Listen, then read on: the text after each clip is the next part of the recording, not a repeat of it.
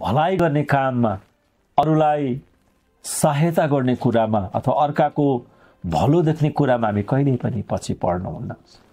कहिलेकाहीँ हामीलाई एउटा तिक्तता के आउँछ भने मैले मात्रै ठेक्का लिएको छु र मैले मात्रै गर्नुपर्छ र मलाई मात्र के मतलब भन्ने कुरा पनि हाम्रो मनमा आउँछ।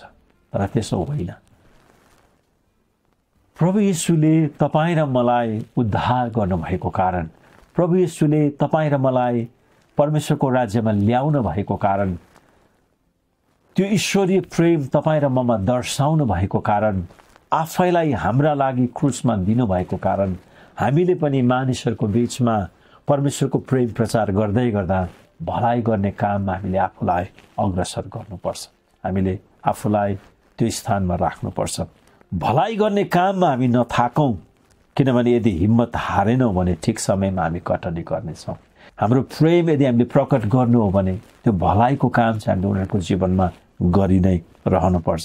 चाहे हाम्रो लागि इनाम होस् या नहोस्, हामीले साँचो रूपमा प्रभु येशू ख्रीष्टलाई चिनेको कारण, विश्वास गरेको कारण, परमेश्वरको राज्यको सन्तान हामी भएको कारण, अनन्त जीवनको भागीदार हामी भएको कारण हामीले मानिसहरूलाई भलाइ गर्ने काममा चाहिँ हामीले आफूलाई अग्रसर तुल्याउनु पर्दछ। अनि यहाँ 10 पदमा पावलले के भन्नुहुन्छ भने यसकारण मौका पाए अनुसार हामी सबै मानिसको भलाइ गर्दै जाउँ।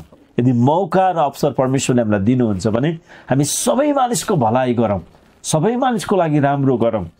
बस यो कुरा हामीले सम्झनुपर्छ कि येशू ख्रीष्टले हाम्रा लागि त्यो कल्भरी क्रुसमा के गर्नुभयो, उहाँले हाम्रा लागि किन रगत बगाउनु भयो, उहाँले हाम्रो लागि आफ्नो जीवन किन बलिदान गर्नुभयो, त्यो कुरालाई हामीले स्मरण गर्नुपर्छ, सम्झनुपर्छ। कहिलेकाहीँ हामीले भलाइ गर्दा गर्दै पनि मानिसहरू हामीप्रति कृतज्ञ हुँदैनन्, कचोटि मानिसहरू हामीप्रति धन्यवादी हुँदैनन्। यदि त्यसो भएनन् भने पनि हामीले हाम्रो भलाइ गर्ने काम, उनीहरूलाई सहायता पुर्याउने काम हामीले रोक्नु हुँदैन। किनभने बाइबलको शिक्षा चाहिँ यही नै हो। परमेश्वरको वचनले चाहिँ हामीलाई यही नै बताइराखेको छ। जुन कुरा हाम्रो जीवनमा प्रभु येशू ख्रीष्टले गर्नुभयो, जुन भलाइ, जुन प्रेम, जुन दया, जुन कृपा उहाँले हामीमा देखाउनु भयो, त्यो हामीले अरू मानिसहरूमा पनि गर्नु जरुरी छ। यदि यसो गर्यौँ भनेदेखि हामी येशू ख्रीष्टको साँचो चेला अथवा अनुयायीको रूपमा स्थापित हुन्छौँ। परमेश्वर सबै कुरा जान्नुहुन्छ। तपाईँले गर्नुभएको भलाइको कुरा, तपाईँले गर्नुभएको सहायताको कुरा, तपाईँले गर्नुभएको हौसलाको कुरा परमेश्वर जान्नुहुन्छ। त्यसकारण यदि तपाईँ साँचो प्रभु येशूलाई विश्वास गर्नुभएको उहाँको चेला हुनुहुन्छ अथवा उहाँको राज्यको सन्तान हुनुहुन्छ भने तपाईँले भलाइ गर्ने काममा तपाईँ थाक्नु हुँदैन, निरन्तर गर्नुहोस्।